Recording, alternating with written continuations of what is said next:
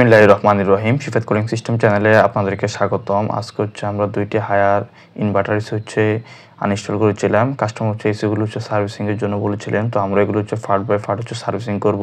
ভিডিওর সামনে অংশ আপনারা দেখতে পারবেন।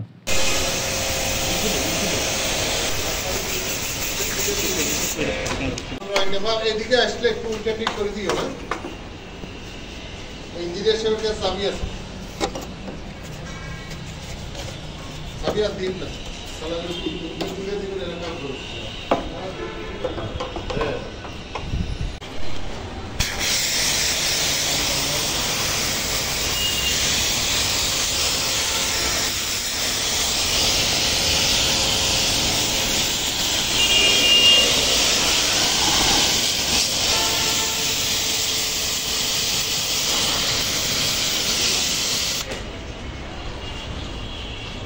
Este castigo es el que ocupa el día.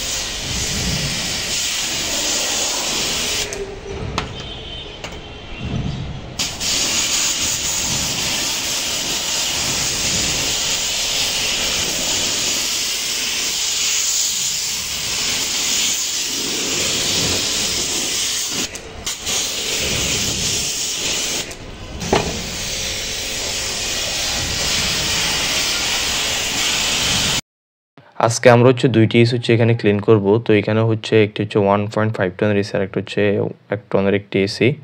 AC হচ্ছে মেকানিক্যাল এবং ইলেকট্রিক্যাল উপাংশের সাহায্যে হচ্ছে গঠিত হয়। তো এখানে হচ্ছে ইলেকট্রিক সাইডে যে পিসিবি থাকে এবং হচ্ছে ফ্যান মোটর, সেটা হচ্ছে অবশ্যই পলিথিন দিয়ে হচ্ছে আবদ্ধ করে দিতে হবে, যাতে পিসিবিতে কোনোভাবে যাতে পানি প্রবেশ না করে। এই বিষয়টি খুবই গুরুত্বপূর্ণ, এসি সার্ভিসের সময় খেয়াল রাখতে হবে।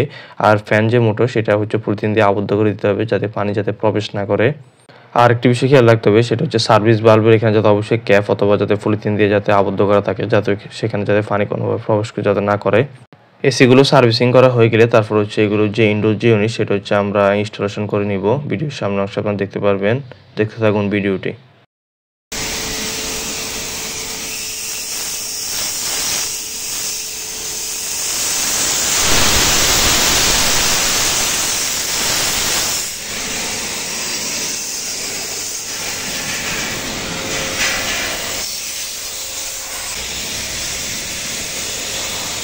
Itu sama ya. Oke.